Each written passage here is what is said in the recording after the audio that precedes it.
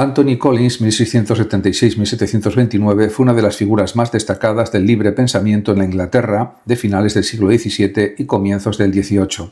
Su obra se inscribe en el contexto del desarrollo del deísmo inglés y del auge de la crítica racional a la autoridad religiosa tradicional.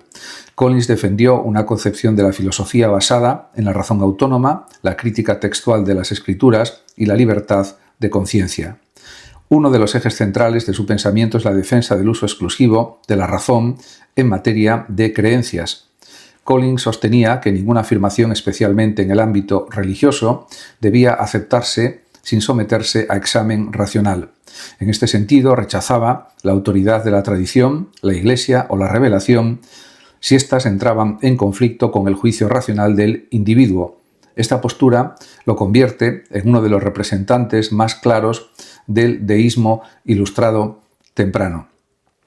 Además, en su obra, Discurso acerca de la libertad de pensamiento, de 1713, Collins argumenta a favor del derecho universal a pensar libremente. Para él, el libre pensamiento no solo es un derecho, sino también una condición necesaria para el progreso del conocimiento. La censura intelectual y la imposición dogmática impiden el avance de la verdad y fomentan el error. Esta defensa del pensamiento crítico lo enfrentó a numerosos teólogos y filósofos de su época. Collins también desarrolló una crítica importante de la profecía y los milagros como fundamentos de la religión revelada. Consideraba que las interpretaciones proféticas de las Escrituras eran ambiguas y dependientes también de interpretaciones posteriores, lo que las hacía poco fiables como prueba de verdad divina. Del mismo modo, mostraba escepticismo respecto a los milagros, argumentando que los testimonios históricos no son suficientes para justificar la suspensión de las leyes naturales. Otro aspecto clave de su filosofía es su reflexión sobre el determinismo. Collins defendía una forma de determinismo filosófico según la cual todas las acciones humanas tienen causas necesarias. Esta idea lo situaba en oposición a las concepciones tradicionales del libre albedrío, entendido como una capacidad de elección completamente independiente de causas previas. Para Collins, la libertad no consiste en ausencia de causalidad, sino en actuar conforme a los deseos y motivos propios sin coerción externa. Su pensamiento también tuvo implicaciones éticas. Al rechazar la autoridad dogmática, Collins defendía una moral basada en la razón y la utilidad social. Pierre Daniel Huet, 1630-1721, fue un pensador, historiador, filólogo y obispo francés que destacó por desarrollar una crítica profunda de las pretensiones excesivas de la razón humana. Aunque no alcanzó la fama de Descartes, Locke o Leibniz, desempeñó un papel importante en los debates filosóficos de finales del siglo XVII y comienzos del XVIII. Su pensamiento se caracteriza por un escepticismo moderado que buscaba señalar los límites del conocimiento humano sin caer en una negación absoluta de la verdad. La principal preocupación filosófica de Huet consistió en cuestionar la confianza excesiva que muchos pensadores modernos depositaban en la razón. En particular, dirigió sus críticas contra el cartesianismo. Consideraba que los filósofos racionalistas tendían a sobrevalorar la capacidad de la mente humana para alcanzar certezas absolutas acerca de la realidad.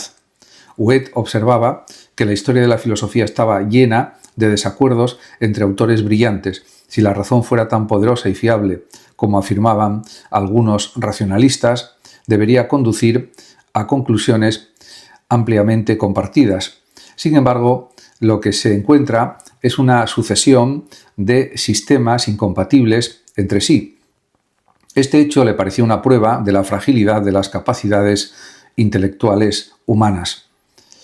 Además, su obra más conocida desde el punto de vista filosófico es Censura de la filosofía cartesiana, donde sometió a examen crítico las doctrinas de Descartes. Huet cuestionó especialmente la posibilidad de alcanzar una certeza indudable mediante el razonamiento puro. A su juicio, incluso los principios aparentemente más evidentes pueden ser objeto de duda. No obstante, su escepticismo no era radical. No defendía que todo conocimiento fuera imposible. Más bien sostenía que la razón humana debe actuar con prudencia y reconocer sus límites. El ser humano puede alcanzar conocimientos útiles y razonables, pero no posee una capacidad ilimitada para descubrir la verdad absoluta en todos los ámbitos. Esta actitud lo acercaba parcialmente a la tradición escéptica antigua, especialmente a la representada por Sexto Empírico, aunque Huet mantenía una orientación cristiana que lo diferenciaba de los escépticos clásicos. Para él, el reconocimiento de las limitaciones de la razón abría espacio para la fe religiosa. Ahí donde la razón encuentra obstáculos insuperables, la revelación puede, según él, ofrecer orientación. Además, Huet fue un extraordinario erudito. Sus estudios de historia, lenguas antiguas y crítica textual reforzaron su convicción de que el conocimiento humano es complejo y exige cautela. Margaret Cavendish, 1623-1673, fue una de las pensadoras más originales de la filosofía del siglo XVII, duquesa de Newcastle, escritora prolífica y figura excepcional en una época en la que las mujeres tenían un acceso muy limitado a la vida intelectual. Abordó cuestiones de metafísica, filosofía natural, teoría del conocimiento y filosofía política. Aunque durante mucho tiempo fue poco estudiada, hoy se la considera una autora de gran importancia para comprender las alternativas al mecanicismo dominante del siglo XVII. Uno de los puntos centrales de su filosofía es su crítica a la visión mecanicista de la naturaleza defendida por pensadores como Descartes y en ciertos aspectos por Thomas Hobbes. Según el mecanicismo, el universo funciona como una gran máquina compuesta por partículas materiales que se mueven de acuerdo con leyes físicas. Cavendish consideraba que esta explicación era insuficiente porque reducía excesivamente la riqueza y complejidad de la naturaleza. Frente a ello, defendió, en cambio, una concepción vitalista y organicista del mundo. Sostenía que toda la naturaleza está formada por materia, pero una materia muy diferente de la imaginada por los mecanicistas. La materia no es pasiva ni inerte, sino activa y capaz de movimiento por sí misma. En su opinión, la naturaleza posee una especie de capacidad interna de organización y actividad que no necesita ser explicada únicamente mediante choques mecánicos entre partículas. Otro aspecto fundamental de su pensamiento es su rechazo de una separación radical entre mente y cuerpo. Mientras Descartes distinguía claramente entre sustancia pensante y sustancia material o extensa, Cavendish defendía una visión más unitaria. Consideraba que incluso los procesos mentales tienen una base material. Esto la convierte en una de las defensoras más interesantes de formas tempranas de materialismo, aunque su materialismo es mucho más complejo que el de otros autores de su tiempo.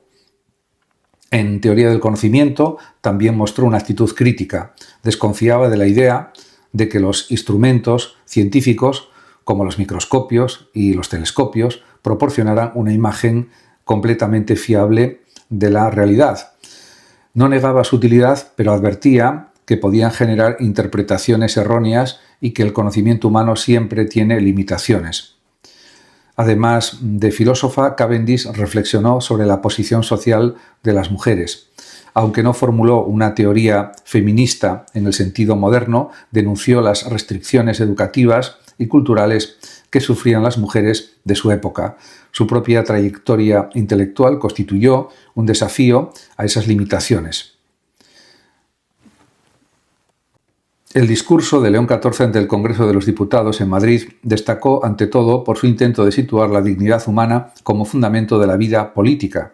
Más allá de las discrepancias que puedan suscitar algunas de sus posiciones concretas, el punto central de su intervención fue una llamada a recordar que las leyes, las instituciones y los debates parlamentarios afectan a personas reales y no únicamente a categorías abstractas o intereses partidistas. Uno de los aspectos más valiosos de su mensaje fue la crítica de la polarización. En una época caracterizada por la crispación y la descalificación constante del adversario, León XIV defendió la necesidad de desarmar el lenguaje y de preservar una cultura política basada en el respeto mutuo. Su planteamiento recuerda que la democracia no consiste solo en competir por el poder, sino también en mantener un espacio común donde el desacuerdo no destruya la convivencia. Igualmente significativa fue su reflexión sobre la inmigración. El pontífice pidió mirar el fenómeno migratorio desde la perspectiva de las personas concretas, evitando reducirlo a una simple cuestión estadística o administrativa. Su insistencia en atender las causas profundas de las migraciones y en promover respuestas humanitarias expresa una concepción ética de la política que coloca la vulnerabilidad humana en el centro de las decisiones públicas. Otro elemento relevante fue su defensa de la paz y su preocupación por las tendencias contemporáneas al rearme y a la confrontación internacional. En un contexto global marcado por conflictos y tensiones geopolíticas, su apelación al diálogo y a la cooperación entre naciones recupera una tradición humanista que considera la paz no como una simple ausencia de guerra, sino como una construcción moral y política permanente. Asimismo, León XIV insistió en la necesidad de una renovación moral de la vida pública. Esta idea puede interpretarse positivamente como una invitación a recordar que la política necesita algo más que eficacia técnica. Las sociedades requieren también principios, responsabilidad ética y una cierta altura de miras para afrontar problemas complejos sin caer en el cortoplacismo. En conjunto, el discurso ofreció una defensa de valores como la dignidad humana, la solidaridad, el respeto, la responsabilidad y el bien común. Incluso para quienes no compartan todas sus convicciones religiosas o morales, la intervención puede valorarse como una llamada a humanizar el debate político. Bernard Mandeville, 1670-1733, fue un pensador provocador que ocupó un lugar central en los debates morales y económicos de la Inglaterra del siglo XVIII. Su obra más famosa, La fábula de las abejas, presenta una tesis escandalosa para su tiempo. Los vicios privados pueden generar beneficios públicos. Esta idea desafió la moral tradicional y anticipó algunos elementos de la economía moderna. El punto de partida de Mandeville es una observación realista de la naturaleza humana. Lejos de idealizar al ser humano como un agente moralmente puro, sostiene que los individuos están movidos principalmente por pasiones egoístas: orgullo, ambición, deseo de riqueza, vanidad y búsqueda de placer. Para él, estas inclinaciones no son excepcionales, sino universales. Sin embargo, lo innovador de su pensamiento no es solo esta visión antropológica, sino la conclusión que extrae de ella. Mandeville argumenta que estas pasiones, aunque moralmente reprobables individualmente, pueden tener efectos socialmente beneficiosos cuando interactúan dentro de una sociedad compleja. Por ejemplo, el deseo de lujo impulsa la producción, el comercio y el empleo. La vanidad estimula la innovación y el consumo. Incluso la avaricia puede contribuir al dinamismo económico, según él. En este sentido, la sociedad funciona como un sistema en el que los intereses privados, sin necesidad de coordinación moral explícita, producen orden y prosperidad. Esta idea rompe con la tradición moralista que consideraba que la virtud o la bondad era el fundamento del bienestar colectivo.